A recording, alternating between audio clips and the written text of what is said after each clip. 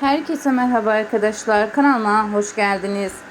Güzel ve başarılı oyuncu Yağmur Yüksel Bakü'den tatilden yepyeni görüntüler paylaştı. Sahilde çekilen fotoğrafları sosyal medya hesabında yerleştirdi. Biz de sizlerle yepyeni görüntüleri paylaşıyoruz. Umarım videomuzu beğenirsiniz. Yağmur Yüksel'i sevenler videomuzu beğensin. Bakalım kaç kişiyiz.